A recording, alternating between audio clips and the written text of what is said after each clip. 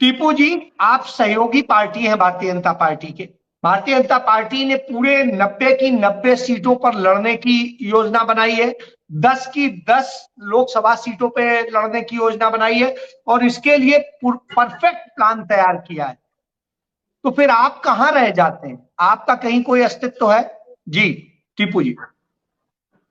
अजय जी, मैं सबसे पहले तो आपको थोड़ा ठीक करना चाहूंगा। आपने कहा कि आप कहाँ रह जाते हैं। आपने कहा भारतीय जनता पार्टी 90 की 90 विधानसभा क्षेत्रों पर तैयारी कर रही है और 10 की 10 लोकसभा क्षेत्रों पर तैयारी कर रही है। भारतीय जनता पार्टी अपनी तैयारी कर रही है। वो भारतीय जनता पार्टी, जब कोई संगठन अगर अपनी तैयारी करेगा, उसको दूसरे संगठन से क्या मतलब। भाई वो सिर्फ अपने संगठन की तो तैयारी करेगी। भारतीय जनता पार्टी जेजेपी के नाम की तो तैयारी करेगी नहीं। और जेजेपी जब अपने संगठन की तैयारी करेगी, वो बीजेपी के नाम की नहीं करेगी। भाई जननायक जनता पार्टी भी 90 के 90 हलकों में अपने 90 के 90 विधानसभा क्षेत्रों में पूरी मजबूती से तैयारी कर रही है और 10 के 10 लोकसभा क्षेत्रों में तैयारी कर रही है। और जैसे कि हमारे लोकसभा क्षेत्रों में 5 लोकसभा क्षेत्रों की रैली की रूपरेखा पूरी तैयार की जा चुकी है, जो कि अभी 2 तारीख को सबसे पहली जो हमारी रैली होगी वो सोनीपत जो लोकसभा क्षेत्र है उसके लिए रैली होगी, वो जुलाना में होगी। और आप देखना उस रैली के अंदर किस प्रकार लाखों लोग उस रैली के अंदर शामिल होंगे। और इसी प्रकार अगर मैं संगठन की बात करूं, जिस प्रकार आपने संगठन पर चर्चा की है विद्रोही जी से, संगठन के बारे में आपको मैं ये बताना चाहता हूं, जननायक जनता पार्टी मात्र 10 महीने के अंदर अपने संगठन के दम पर ही सरकार में आज सहयोगी दल के रूप में काम कर रही है। और अपने संगठन के दम पर ही आज प्रदेश में उप मुख्यमंत्री दुष्यंत चौटाला जी आज काम कर रहे हैं। वो संगठन की ही ताकत है। इससे आगे अगर हम बढ़ेंगे तो अपने संगठन के दम पर बढ़ेंगे। मैं भारतीय जनता पार्टी का एक एग्जाम्पल देता हूँ, बड़ा बहुत बेहतरीन तरीके से मैं उसको इज्जत करता हूँ, उसको मैं मानता हूँ। भाई कोई समय था भारतीय जनता पार्टी के पास सिर्फ 2 सांसद थे, तो संगठन के दम पर तो आज भारतीय जनता पार्टी देश की सबसे बड़ी पार्टी बनी। समय लगा। भारतीय जनता पार्टी अगर आज देश की सबसे बड़ी पार्टी बनी, उसको समय लगा। वो कोई एक दिन में, 2 साल में, 4 साल में, 10 साल में नहीं बनी, उसको समय लगा। आज अगर जननायक जनता पार्टी के पास 10 विधायक हैं, आज अगर हम लोकसभा क्षेत्र की तैयारी कर रहे हैं, आज अगर हमारा लोकसभा में कोई सांसद नहीं है, लेकिन ऐसा नहीं है कि हमारा कल नहीं होगा। आज हम संगठन को और ज्यादा मजबूत करके हमने संगठन को मजबूत किया है, प्रदेश स्तर पे मजबूत किया है, जिला स्तर पे मजबूत किया है, ब्लॉक स्तर पे मजबूत किया है।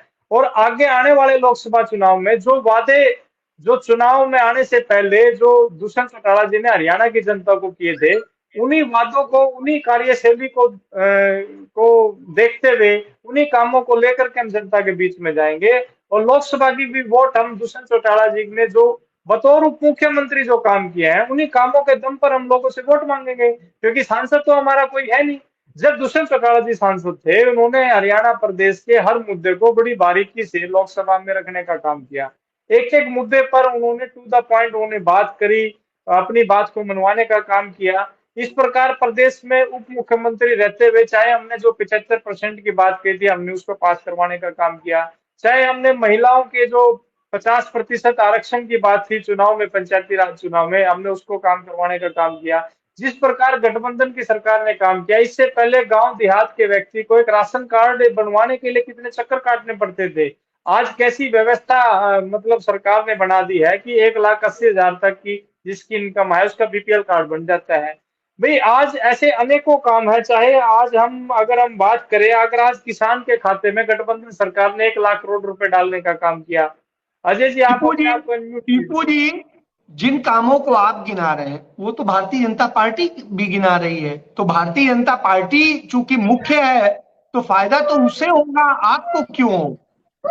अजय जी, जब भी कोई सरकार में कोई काम होता है, सरकार प्रदेश में गठबंधन की सरकार है, ये आप भी जानते हो, ये हरियाणा प्रदेश की जनता भी जानती है। और कोई भी जो काम है वो पूरे तालमेल के साथ होता है। अगर मैं ये कहूं भाई गठबंधन सरकार ने हर विधानसभा क्षेत्र में, चाहे कोई विपक्ष का एमएलए क्यों ना बना हो, 25 करोड़ रुपए सरकार द्वारा किसी विधायक को दिए जाते हैं डेवलपमेंट के लिए। कोई सड़कों की मरम्मत करनी है, कोई और काम करना है। अगर मैं इसको ये कहूं कि भाई ये तो जो सारा का सारा काम सिर्फ हम ही कर रहे हैं, भाई सरकार नहीं कर रही, या भारतीय जनता पार्टी करे, हम ही कर रहे हैं कि भाई जेजेपी नहीं कर रही, तो आप कभी भी नोट कर लीजिए, कहीं पर भी भारतीय जनता पार्टी के नेता की तरफ से या जननायक जनता पार्टी के नेता की तरफ से कार्यशैली को लेकर के, काम करने के तरीकों लेकर के कभी कोई सवाल नहीं उठाया गया, कभी कोई सवाल नहीं उठाया गया। चाहे हरियाणा प्रदेश के आप प्रभारी का बयान ले लीजिए, मुख्यमंत्री का ले लीजिए, भाई सब अपनी अपनी तरीके से सब अपना काम कर रहे हैं और मजबूती के साथ काम कर रहे हैं। अभी थोड़े ही दिन पहले, 2-3 दिन पहले पानीपत जिले के अंदर एक रैली की गई थी भारतीय जनता पार्टी की तरफ से, जिसमें बतौर जो मुख्य अतिथि के तरफ से जो अनुराग ठाकुर जी वहां पर पहुंचे थे। और जब मीडिया से उनसे पूछा गया, जब माननीय जो मंत्री अनुराग ठाकुर जी से सवाल किया गया, अभी गठबंधन को लेकर के सवाल किया गया, तो उनका जवाब आपने नहीं सुना हो तो मैं दोहरा देता हूं। उन्होंने कहा भाई जब से गठबंधन बना है तब से कयास लगाए जा रहे हैं, भाई बयानबाजी दी जा रही है, गठबंधन आज टूट दे कल टूट दे, और ये जो गठबंधन है सरकार चलाने के लिए गठबंधन है, पूरे 5 साल चलेगा और मजबूती के ये साथ चलेगा। गठबंधन सरकार चलाने के लिए है, ये चुनाव लड़ने के लिए नहीं है। जिस तरीके से टीपू जी कह रहे हैं जेजेपी की तरफ से, मैं भाजपा के ही पास जाता हूं कि जिस तरीके से मैंने क्लियर कर दिया क्योंकि मैं वहां मौजूद था इसलिए। जी टीपू जी। वेद जी, जैसे विद्रोही जी ने पेंशन वाली बात कही, आगे हमने 200 से हम 1200 लेकर के गए, मैं वो सीनियर प्रवक्ता है लेकिन मैं इनको थोड़ा सा करेक्ट करना चाहूंगा। इन्होंने 10 साल के पूरे कार्यकाल में सिर्फ 1000 रुपए बढ़ाने का काम किया, वो भी 50 रुपए हर साल के हिसाब से 1000 रुपए बढ़ाए इन्होंने। ठीक कह रहे और हैं, आज ठीक जो कह रहे हैं। आज आज जो ये बात कर रहे हैं, ये बात कर रहे हैं कि अब हम 6000 देंगे, यानी कि 10 साल जब मुख्यमंत्री रहे तब तो ये 1000 रुपए बढ़ाए और अब उसके बाद ये और 5000 बढ़ाने की बात कर रहे हैं, कि जबकि इनकी सरकार नहीं है। लेकिन जैसे ही इनकी जो अभी चंडीगढ़ में मीटिंग हुई थी संगठन की, वहां से जो बातें निकल करके आई, जो दीपक बाबरिया जी जो इनके प्रभारी हैं हरियाणा कांग्रेस के, उनकी तरफ से भी ये बिल्कुल मंच पर कहा गया कि कांग्रेस पार्टी का चुनाव के दौरान ही जो मैनिफेस्टो होगा वही मैनिफेस्टो कांग्रेस का समझा जाए, अगर किसी ने उसको घोषित कर दिया गया है तो वो व्यक्तिगत है। अब जो भूपेंद्र सिंह हुड्डा की से जब पत्रकारों ने बात करी तो उन्होंने अपनी तरफ से कहा कि विधायक दल की बैठक में हमने इसको पास करा दिया। इस बात का खंडन इन्हीं के नेता जो किरण चौधरी जी ने किया कि विधायक दल की बैठक में भी हमें नहीं बुलाया गया और ऐसी कौन सी बैठक हुई, मैं भी विधायक दल की नेता रही हूं तो हमने तो कभी इस तरीके से कोई ऐसा काम नहीं किया। अगर इन्होंने अपनी तरफ से कोई घोषणा पत्र, अब बात आ जाती है जनता की, यानी कि कांग्रेस की तरफ से भूपेंद्र सिंह हुड्डा, दीपेंद्र सिंह हुड्डा जो लगातार जो कार्यक्रम करते हैं, जो कांग्रेस के इनके जो राजनीतिक कार्यक्रम होते हैं, अपनी सभाओं में उन घोषणाओं को बार बार दोहराने का काम करते हैं। अब जनता उनकी घोषणा पर विश्वास करे या फिर जो कांग्रेस का जो एज ए प्रोटोकॉल इनके प्रभारी कहते हैं कि वो कोई घोषणाएं कोई ऑथेंटिक नहीं है, ऑथेंटिक जी वो घोषणा चूंकि होगी समय जो सीमा है, कांग्रेस के मैं टीपू जी मैनिफेस्टो में की आपकी जाएगी। बात को ही उठाता हूं कि एक हरियाणा सेकंड, की एक सेकंड, जनता एक सेकंड, भूपेंद्र सर, एक सिंह, सेकंड, अरे वेद एक जी सेकंड, प्लीज। केवल एक सेकंड, मैं सहमत हूं। घोषणा पत्र में जो घोषणा की जाती है वही मानी जाएगी, हम घोषणा पत्र में करेंगे।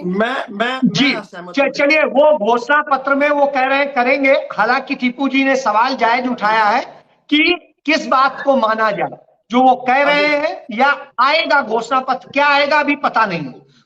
जिस तरीके से भारतीय जनता पार्टी ने कहा कि उनकी तैयारियां हैं, उन्होंने जनता के हित में तमाम योजनाएं करके दी हैं, तो जिस तरह से सारी चीजें सामने आई हैं उसके